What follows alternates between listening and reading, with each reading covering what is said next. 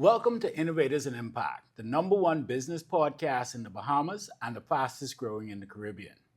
This is the show where industry trailblazers and creative minds share their secrets to success. From CEOs to thought leaders and entrepreneurs, media moguls and creatives, our guests reveal the stories behind their successes and the successes of their organizations. We also chat about the role of content and branding and communication play in their journeys. So get ready for this inspiring conversation with actionable insights and a behind-the-scenes look at what it takes to lead in today's ever-evolving landscape.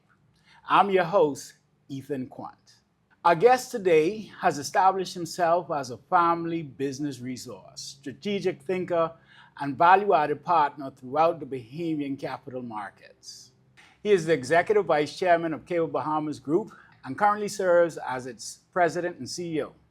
He also serves as Chairman and Director of AML Foods Limited, Director of Be Alive, and he is also a Director of the Awak Port Development Company. Not to mention, he is the host of the Legacy Podcast.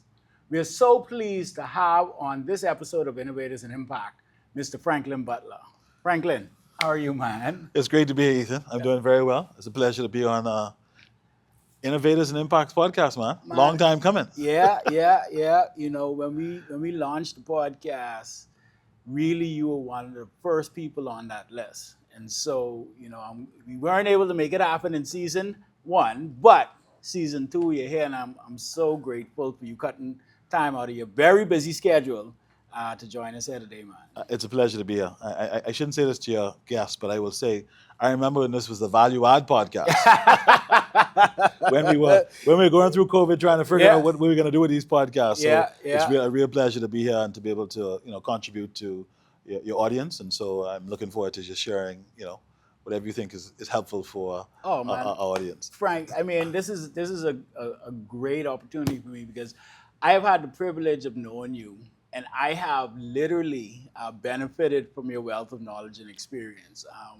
And that's one thing I can say. You've always been very generous with the information that you have, with your guidance, with your expertise, and thoughts and ideas, man. So I'm sure that our audience is going to be in for a treat today. But like I said, I've known you for a while. But for those who may not be familiar with Franklin Butler, if they were living under a rock, I want you to just tell us a little bit about you, who you are, and what you do. Yeah. So a little bit about Franklin Butler and who I am. Really, I focus on 3 areas of my life, right? Try to focus on faith. I believe I'm a man of faith. I try as best I can to live by the values of Jesus Christ. I focus on family. So I got a wonderful wife, Eugenia Butler, and a wonderful daughter, Felicity, who is now 6 years old, as she reminds me, and she's a big girl now. And so as a part of that, and then also the area of finance. I mean, so I think those are the 3 areas that I focus on, faith, family, and finance. And I think finance has allowed me, because first of all, I then studied accounting and finance at university. I found myself working in our family business, Milo Butler and Sons, for most of my years initially out of university and coming back home. And then I kind of, went through a process of evolving into what is now my job at Cable Bahamas, but sitting on various boards and organizations and really focusing around what transformation looks like. And so an important part of driving transformation, particularly in any business of scale, is about really understanding finance and the importance that finance plays. And of course, part of the finance, the outcome is finance, but a lot of that has to do with brand building and developing value-added services or products. So it's a pleasure to be here. What I tell you all, right? I tell you all about my guy, my dear friend Franklin.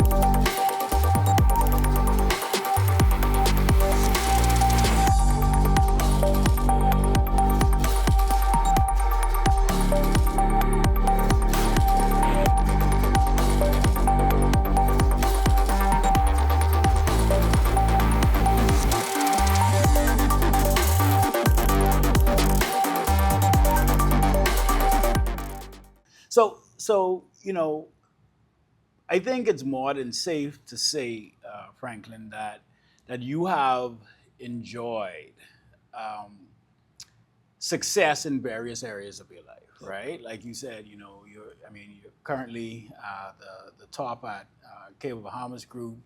You have a very healthy and loving marriage. You're an awesome father, incredible friend. Uh, what I'm interested in knowing is, how does Franklin Butler define success? Well, success to me, first of all, let me say, I think success is an evolution. It is nothing that I would say to you that I have had one single goal. When you're single, you have one version of success. When you get married, there's a different version of success. You have children, there's a different version of success. And so I've been going through that evolution. So I'll first of all start off by saying that. But I think at the moment, success for me is really around how am I able to be an example to others, particularly with a focus on how am I building legacy within the context of my own family and my daughter, Felicity. And at the end of the day, I would love for her to be able to say, hey, my dad had an impact. As she likes to ask me when she sees me on TV, most recently she said, Daddy, are you famous? Well, I don't want to be famous. I want to know that at the end of the day, she doesn't recognize that Daddy's on TV, but she recognizes that Daddy's out there serving people, having an impact on other people's lives, because that's really what I've benefited from. When I think about my own story, Ethan, so many people tell me the stories of my grandfather, Samilo, or, and these tend to be older people, or the story of my aunt or my uncle or my father, and the impact that they had through conversations. And so a lot of my leadership brand has been around, how am I having impact? How am I serving others? Am I having enough impact? Am I serving others? Do I have enough mentees? How much more should I be given, the scriptural verse that to whom much is given, much is required. And that is a journey that is constantly around self-reflection. And so I'm unsure of what success looks like, other than to say, listen, I'm focused on impact to others, but to what scale is really the question. Using video content can be an effective way to increase employee engagement within your organization. Here are some types of content that you can consider. Welcome and onboarding videos. Create welcoming and informative videos for new employees to introduce them to the organization's culture, values, and key team members. Provide an overview of company policies, procedures, and expectations. Training and development. Develop video content for training programs to make learning more engaging and accessible. Using videos to showcase real-life scenarios and case studies can help employees apply their learning to practical situations. Employee spotlights. Highlight individual or team achievements through video interviews or profiles. Build a sense of company pride and community. Internal communications.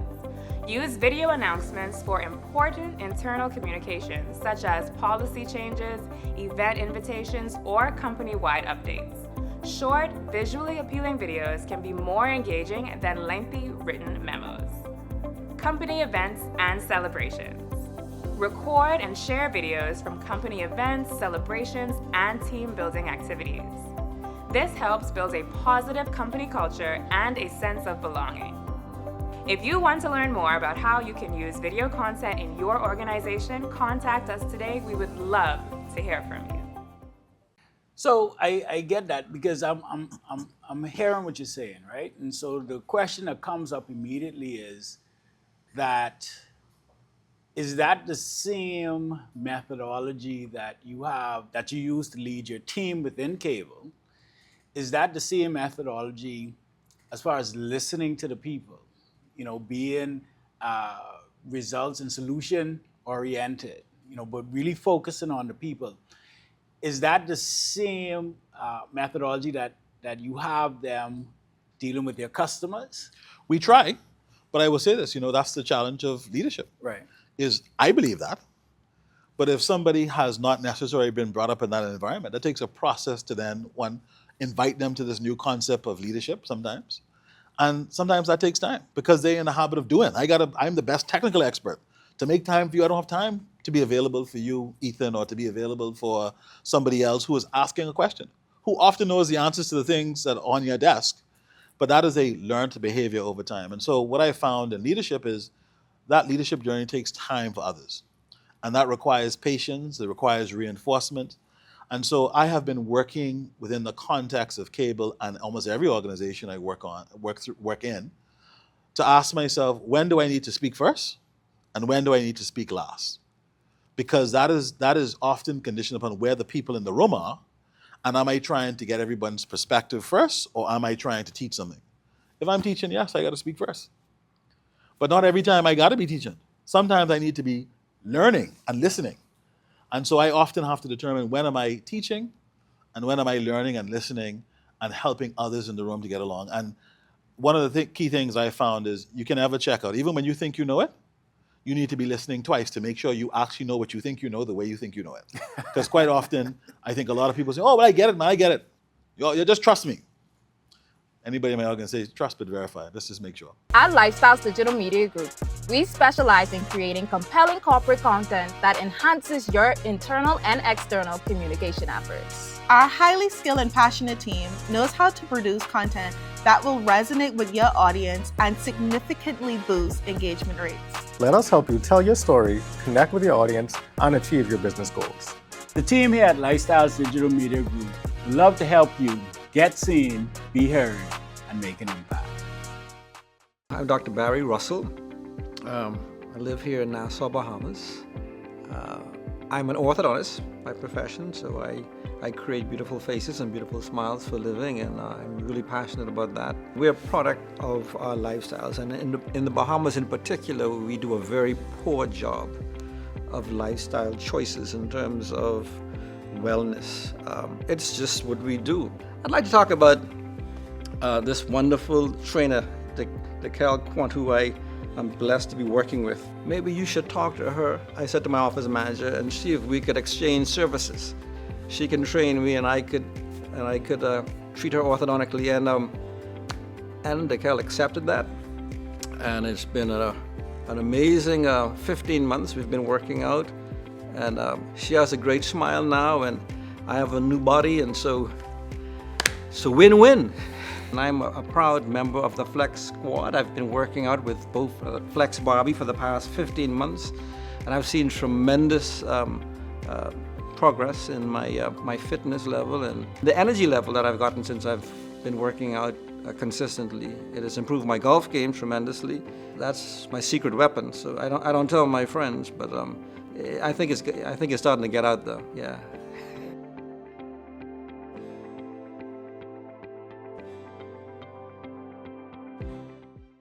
I have two questions that came to mind immediately. Right? Like one of the questions was, what work as a leader, as you, Franklin Butler, what work have you been doing and continuously do on yourself so that you could develop? Because I know one of my coaches, Brandon Dawson, from Cardinal Ventures, he says, remember we were in the session, he told me, he said, you know what, your company can only grow to the level of your own personal development. Absolutely. Right? And so if you want to continue to have growth within your company, you have to continue to grow yourself, Yep. right? And so what is the, I mean, at this level, Frank, like what is the work that you're doing on yourself so that you can continue to grow and evolve and continue to lead the people that you currently lead? Yeah. So I think, as it relates to what work I'm doing, I am constantly reading, constantly trying to share interesting books, constantly meeting interesting people. I mean, before I joined this podcast, for example, I was on the phone with an associate from somebody I met while I was doing some travels over the holiday, who was a former CFO of a company probably 10 times the size of ours. Just asking, hey, tell me, where's the value in the industry, right? I mean, so you have to have this bravery to not be afraid to ask those who you think know the questions, who you think know the answers to the questions that you have, to go and ask them.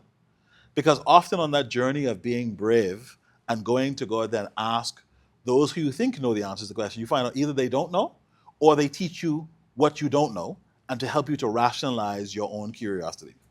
And that is one of the things I do through reaching out to others who are not necessarily my peers today, but are people who I look up to because they've either run organizations that are bigger than mine, that have greater complexity of mine, that have got more financial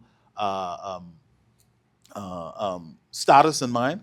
And so I make that a constant habit. And then thirdly, the other thing I would do other than reading books and seeking out the right mentors, I would say is the third thing I do is put myself in the classroom. Every year for, the last, 7, 8 years, I spend a time either in some academic institution spending a week with peers who are trying to figure out similar issues. Some of them have figured it out, and that gives me an opportunity again for mentorship to say, listen, I struggle with this issue. I remember you mentioned this in the classroom. Can you tell me how you're dealing with this again? And that makes a big difference. And not only do I just use that for me, often what I also try to do is then I invite these mentors to be a part of conversations with my team. So my team will tell you that, listen, you come and ask Franklin for a problem, I can say, let me get somebody on the phone, let's ask them right now. And you continue to develop your network and to share that network with the members of your team to help you work through those issues. So that's really where I spend a lot of my time in terms of feeding myself to put myself in the best position, because at the end of the day, I can't pour from an empty cup. I got to be filled with new knowledge, new information, understand what's happening from a technology perspective, what's going on with AI, if I'm going to drive that change in AI and digitization or whatever else that we're trying to do in our organization. And sometimes the only way you know it is either reading or go and ask somebody else who knows more than you do. At Lifestyles Digital Media Group, we understand the power of storytelling for corporate impact. Storytelling isn't just for movies. It's one of the most effective ways for businesses to connect with their audiences on a deeper level. So what does that mean for corporate brands? It's about weaving the company's missions, values, and success stories into a narrative that resonates. A good story can showcase real challenges, celebrate achievements, and highlight the value a company brings to its clients and community. Through compelling storytelling, brands can build trust, inspire action, and set themselves apart from competitors. Here at Lifestyles, we help businesses tell those impactful stories through visuals and messaging that not only capture attention, but also leave a lasting impression. Thanks for watching, and stay tuned for more insights on using storytelling to drive your brand's success.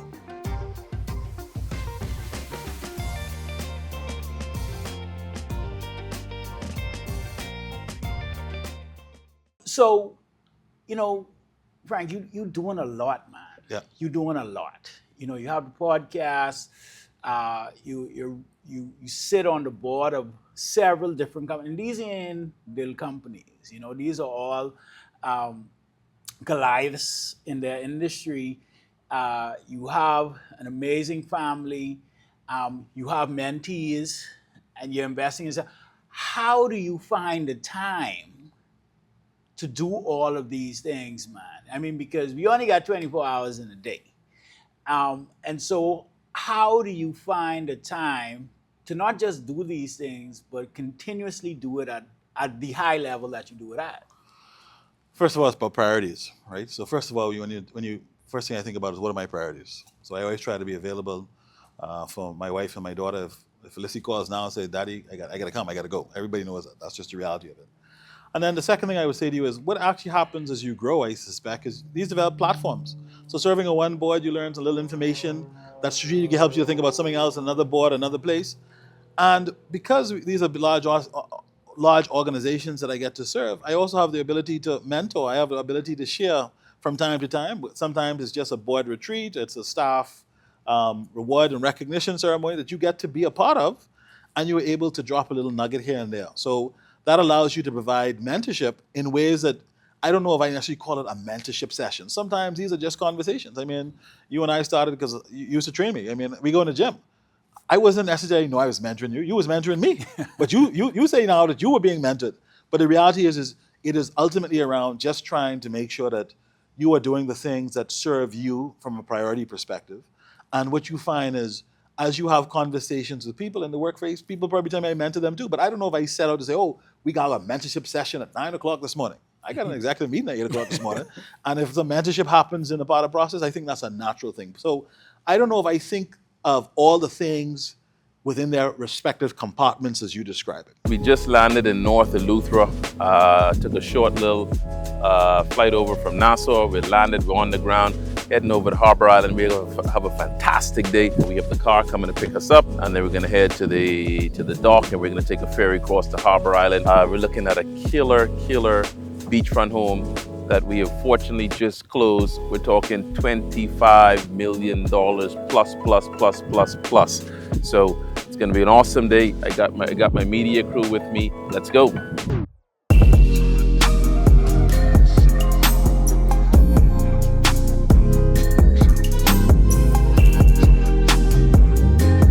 Check that out.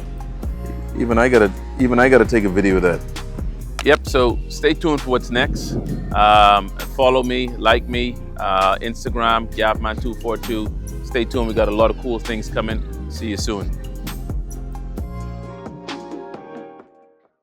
Well, I can tell you, anybody that's scrolling on social media will see what it is that you're doing. And I guess that kind of leads me to my next question with regards to, because I do remember the conversation, because it wasn't a thing. I remember the intentionality behind saying, okay, well, you know what, I'm going to start focusing on my personal brand because, the power of social media, the power of content creation, it amplifies what it is. So I can actually, expand my reach, right?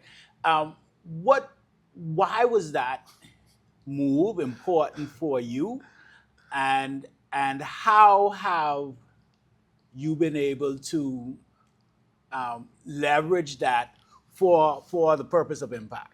Yeah, it's interesting that you asked this question, because I must tell you, I'm not a big fan of social media. I did not want to be on social media. I will tell anybody. I felt that I much rather being much low key, not necessarily have all the visibility. But it was actually at the time, one of my colleagues or employees at cable who said to me, hey, listen, you have a story. People will hear from you. Like, you were a great young leader. And I remember the individual stopped me and I'm like, yeah? She said, yeah, you should. I'll send you some questions. Why don't you just answer these questions to me? And I'll help you work on trying to design this. So I cannot tell you that I made a intentional, personal, conscious decision to do it.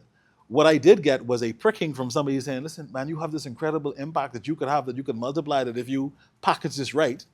And then I kind of tentatively walked and said, and they created a website for me and said, oh, let's check this out. I'm like, oh, that was okay. And then I've gotten more and more comfortable with being in the camera and available to share the content. And then I started to really put it in the context of, if I'm focused on developing impact and scaling impact as a part of this legacy, then maybe, this social media thing is not a bad thing at all, and I need to embrace it. But I can't say I walked in and said, I can build a great social media platform.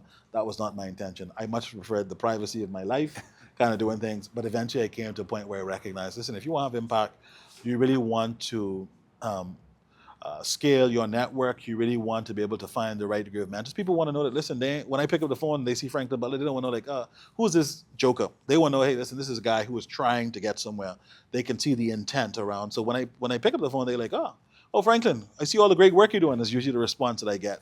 And that is because ultimately I want to get somewhere. I want to know that when people hear my voice or see my name, they say, listen, hey, no, this is a guy who is serious. He is ultimately trying to impact the lives of others. He's trying to grow the Bahamas at an international level in terms of his investment portfolios, et cetera, et cetera. And that's really how I think about social media today. But I evolved into that. I want to emphasize that. That was not something that I woke up in the morning and said, I'm going to become a social media guru. Right. Not my intent at all. The Bahamas Red Cross, the leader in disaster relief and humanitarian aid in the country, sought to increase awareness of its critical work through a corporate social responsibility video campaign. The goal was to showcase their ongoing efforts, particularly in disaster response, and to inspire greater involvement from individuals and businesses. The team here at Lifestyles Digital Media Group collaborated with the Bahamas Red Cross to create an ongoing series of photo and video content that focused on the real stories of the work they do, the strong corporate partnerships they share, and the volunteers that make everything possible. Each video aimed to convey the deep impact that the Red Cross has on local communities, using personal stories and visually compelling footage to engage viewers. The content was shared across social media, leading to increased visibility and more corporate partnerships. The videos not only showcased the Red Cross's valuable work, but also positioned the organization as the leader in humanitarian efforts in the Bahamas. If any of this information is relevant to you or anybody that you might know, please follow us at Lifestyles DMG on all our social platforms, and we'll be more than happy to assist and help you get seen, be heard, and make an impact.